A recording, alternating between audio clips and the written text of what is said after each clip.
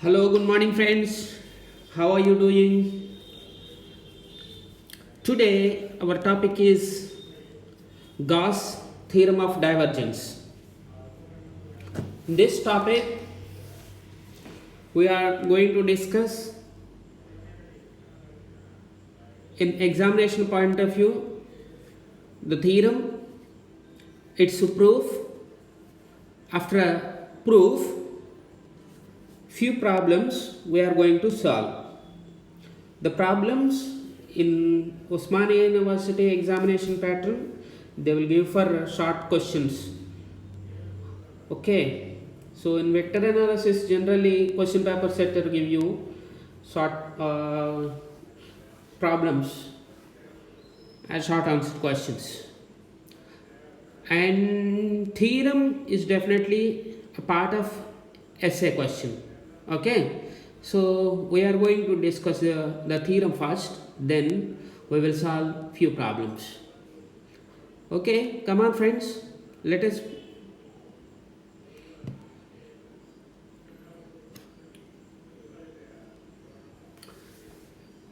What is divergence theorem or Gauss divergence theorem?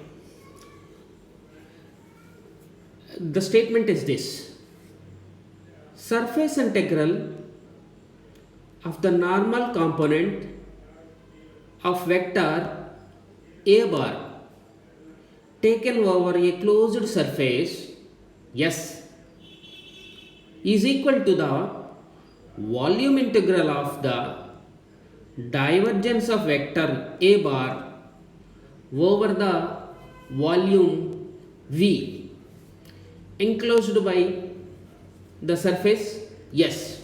Okay. Dear friends, I am not sure whether you are identifying the bold letters which are representing vector A bar. Okay, so let me draw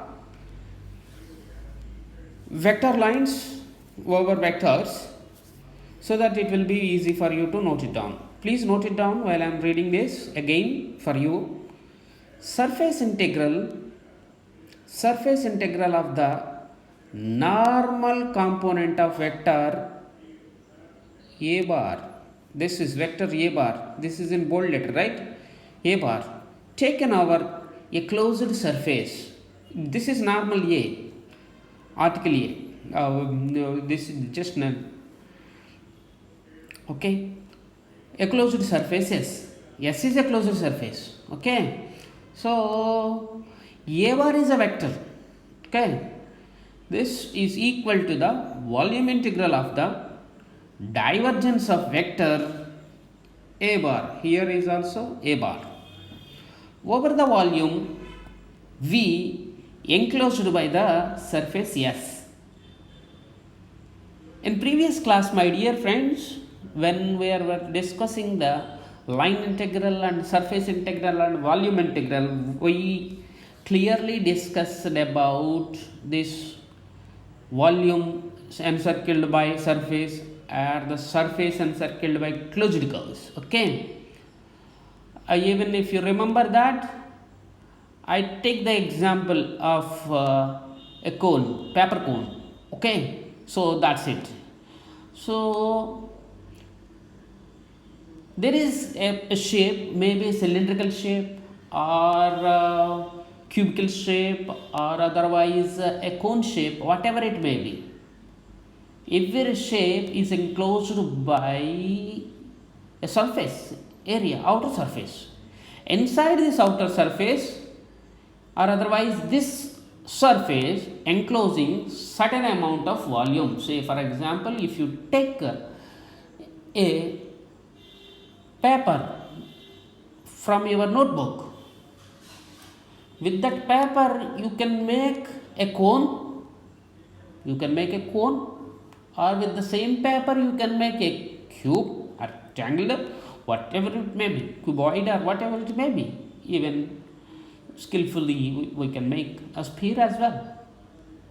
The surface or the paper is same, encircling volume is different. Okay, So that is the encycling volume. Okay, so A bar is a vector.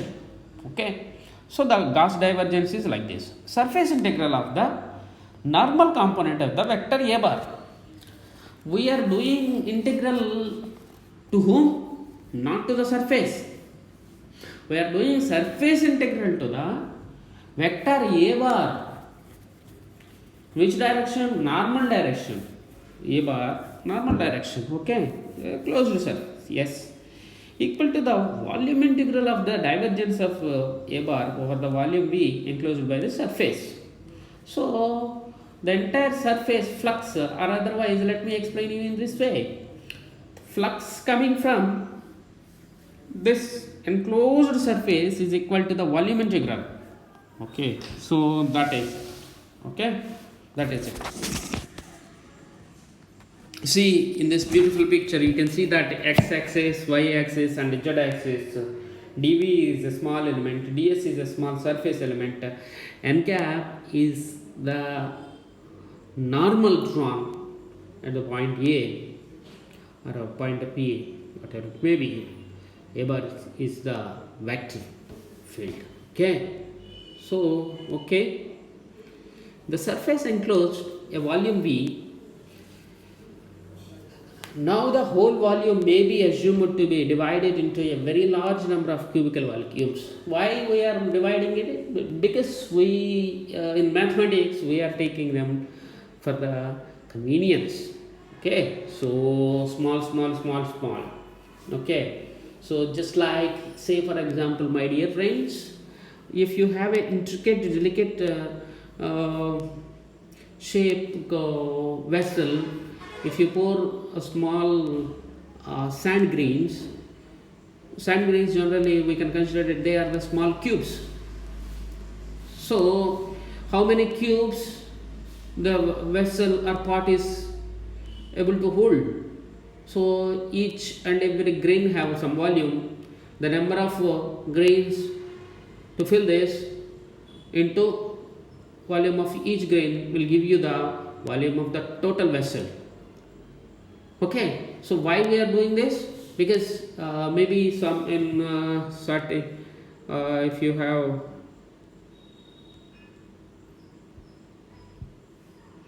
a flower vase, like this,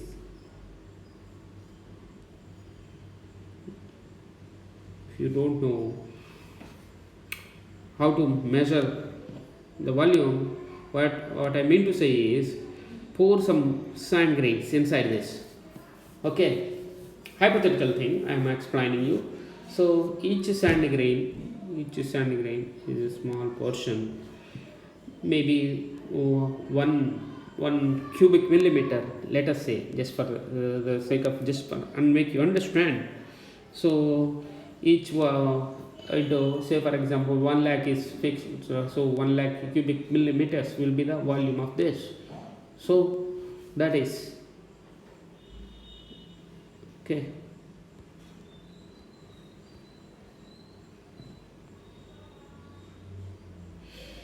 So now the whole volume may be assumed to be divided into a very large number of cubical volume elements adjoining to each other. Consider a small cubical volume element as shown in figure. We know that div A bar represents amount of flux diverging per unit volume, and hence the flux diverging from the element of volume dV will be div A into dV. So the total flux coming out from the entire volume is given by volume integral div A into dV. Volume integral div A into dV. Okay, so otherwise what the examiner is trying to the textbook is trying to tell you is, see, the entire volume we are segregated into n number of small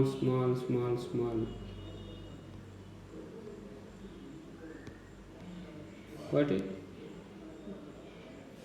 maybe this is this and this is this cell. Okay, so side by side. So if you consider this one, this is outer flux. For this, it will be inner flux. This is outer for one, inner for another one. So if the object is up to this level, here total outer means flux coming from here only considered. Okay, so in between these two get nullified with each other. Okay, so that is it. The surface enclosed volume V. Now the whole volume may be assumed to be divided into very large number of cubical volume elements adjoining to each other. Consider small cubical volume elements shown figure, and we know that div A represents the amount of flux diverging per unit volume, and hence the flux diverging from the element of dV will be div A into dV. So the total flux coming out from the entire volume is given by triple integral div A into dV. Now consider a small element of area ds on the surface as shown in figure. Let n cap represents the unit vector drawn normal to surface ds. It should be remembered that outward normal on a surface is taken as positive. If the field vector a bar outward normal n cap at an angle theta, then the component of a along n cap is a cos theta equal to a dot n cap. A cos theta equal to a dot n cap. N cap is a unit vector along the normal. Okay, so that is it. Okay, next the flux of a bar through the surface element ds is given by a bar dot n cap into ds, that equal to a bar dot ds bar. Why it is so? The flux is defined as the product of normal component of vector and surface area. The flux, this is the definition for the flux. Even in our previous class also we discussed it. The flux equal to a dot ds. So the total flux through the entire surface S is given by closed integral S a bar dot ds bar. Is it not? Yes, of course. Say for example, you are placing some charge inside a ball. So from this point a charge flux is coming. Okay, so you want to know the entire charge coming from the entire charge coming out. So what you have to do, every charge flux should come out from the surface of this sphere only. If you find the number of flux lines here over this small space, if you measure the entire area, how many flux lines are coming, you will find the total flux. How you will get that? That means by simply integrating the entire surface. That's it. So the flux is defined as the product of normal component of vector and surface area. So the total flux through the entire surface S is given by integral S a dot ds. Okay, therefore integral S a dot ds equal this must be equal to the total flux diverging from the whole volume V enclosed by the surface S. Hence equation 1 and 2 we get integral S a dot ds that equal to integral V div A into dV. Integral V div A into dV. This is Gauss theorem of divergence. The Gauss theorem may also be written as surface integral S a dot n into ds equal to volume integral del dot A into dV. Del dot A into dV. Okay, let us see the physics example. See my dear friends, here you may see the two rods which are at high temperatures. I need not explain you as if I explained to the school students. This black area on the rod is cool relatively when comparing to the glowing area. When we are placing these two rods in the furnace, they are absorbing the heat energy from the furnace and getting heated over. Okay, getting heated over. Okay, so as heat is temperature is increasing, glowness is increasing. And my dear friends, you know that from our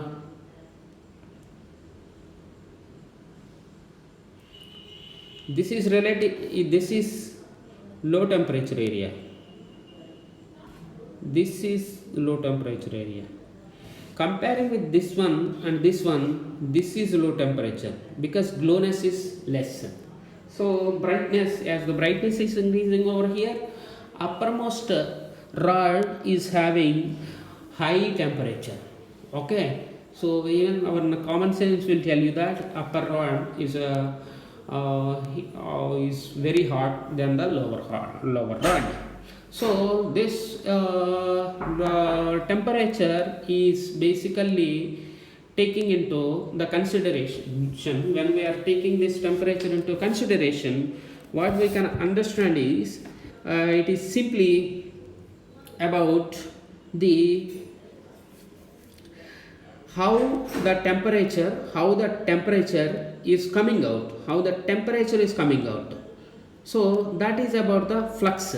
So how the temperature, high temperature is fluxing out,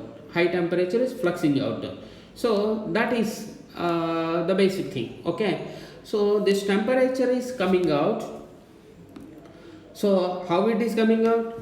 Throughout the surface of the rod only. Say for example, the rod is this element is not in it is in sphere shape. The entire temperature should come out over the surface of the sphere.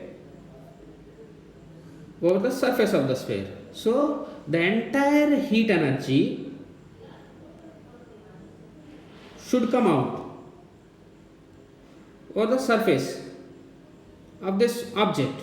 Okay, so that is the meaning of surface integral one, volume integral. Say for example, if the sphere is bigger one or the smaller one, how much heat energy is inside there? So that is the entire surface integral get converted in volume integral. Interchange of surface integral and volume integral is Gauss divergence theorem. So over the vector A bar. So here the vector A bar is nothing but the gradient of temperature in this example. Okay, that's it, my dear friends. Okay,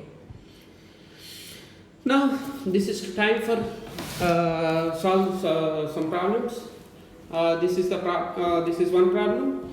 If f bar equal to 2x into I bar plus 5y into j bar plus 6z into k bar, using the Gauss divergence theorem, show that f bar dot n cap into ds is equal to 13. We have to show that it is equal to 13. According to Gauss divergence theorem, closed surfaces f bar dot n bar into ds equal to volume integral v over del dot f into dv. Okay, this is, we know that. Okay, what he want us to find this f dot n into ds. So how to find it? Simply you make the divergence of f bar, you simply make the divergence of del dot f, you will get something, some function you will get, you take the triple integral over that, volume integral, you will get an answer. So del bar equal to, we know that, my dear friends, I bar into dou by dou x plus j bar into dou by dou y plus k bar into dou by dou z. Is it not? Yes, of course. F bar, we already know that 2x into I bar plus 5y into j bar plus 6z into k bar. Volume integral v is equal to I into dou by dou x plus a into dou by dou y plus k into dou by dou z dot 2x I bar plus 5y j bar plus 6z k bar. So that equal to 2 into dou by dou x of x, 5 into dou by dou y of y plus 6 into dou by dou z of z, that equal to 2 plus 5 plus 6. Very simple. Okay, so that equal to 13. So double integral f dot n into ds equal to 13.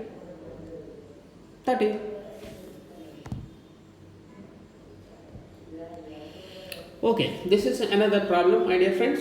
Prove that surface integral is curly f dot ds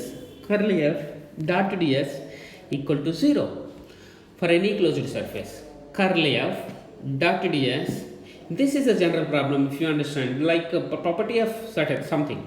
Okay, curly f dot s equal to 0. According to Gauss theorem, curly f dot ds equal to double integral del dot curl f into dv, that equal to divergence of curl f into dv. We know that div of curl is 0. Okay, so hence double integral curl f dot ds equal to 0. Got the point? Oh.